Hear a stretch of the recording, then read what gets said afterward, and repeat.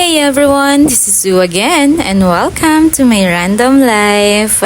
Share ko lang sa inyo itong rides namin papuntang Ilocos. Mag-aanib na rin kasi to this year dahil every November may rides kami. Tapos grabe rin kasi na-experience namin. So 5:40 AM, nakarating kami ng Ilocos Sur. Umalis kami ng May Kawayan, Bulacan ng 10 PM. Of course, kasama na yung mga bathroom break na yon. At inumaga na nga ang mga tao na to. Nakarating kami ng Vegan around 8 AM.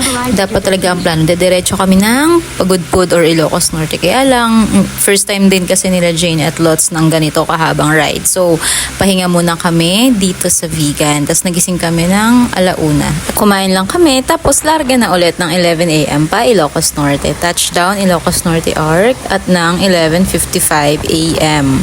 Ang layo rin pala ng Pagudpud at sobrang lakas ng hangin dito sa Ilocos. So sabi ko, mag-windmill kami sa Banggi. Dulo ata ng Banggi itong napuntahan naming windmill.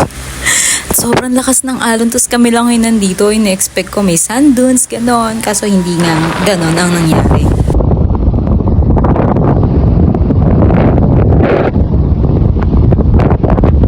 Sa wakas, nasa Pagudpud na din. Almost 5 hours din namin tinakbo from Vegan to Pagudpud. Tapos, dito na kami mag-check-in sa Saod. Di ba sobrang ganda ng sunset, buti na abutan namin. At sobrang ganda ng rainbow nung daan. Actually, nag-dinner na lang din kami. Tapos nagpahinga, kinabukasan, dahil tulog pa yung dalawa, ayan, naglibot muna kami ni Dad padulo dun sa Pagudpud. Tapos ang ganda rin naman para talaga. Then, after lunch, ayan, dito kami dumaan sa likod, papuntang Patapat Bridge. At dito, sobrang ganda pa din.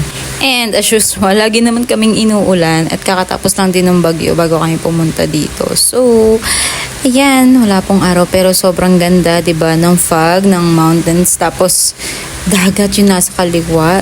Parang sa buong trip namin sa Ilocos, manghang-mangha ako sa Ilocos kasi wala akong maipintas. Ang ganda kahit saan ako tumingin. Hindi na nga kami nakatambay, though ang sarap sanang tumambay dito kaso umuulan rin at kailangan na namin umuwi dahil kinabukasan may mga pasok kami. Kaya sa next time na babalik kami sa Ilocos, so kung pupunta kayo ng Ilocos, make sure na mahaba yung araw nyo para ma-enjoy nyo talaga yung stay nyo dito. From Patapat Bridge, dumaan lang kami ng Blue Lagoon, tapos dire-diretso na kami pa uwi. Di ko alam paano namin kinaya tong biyahe na to, pero nakauwi naman kami ng safe. Nakauwi kami morning na, tapos konting idip lang, tapos pasok na ganon. Pinaka nakakapagod na rides, pero pinaka the best na ride for me. Babalik kami talaga dito for sure, pero baka matagal pa. See you next time again in Ilocos. Salamat sa pagsama. Until the next time. And always remember, kindness is free. Pass it on. Bye!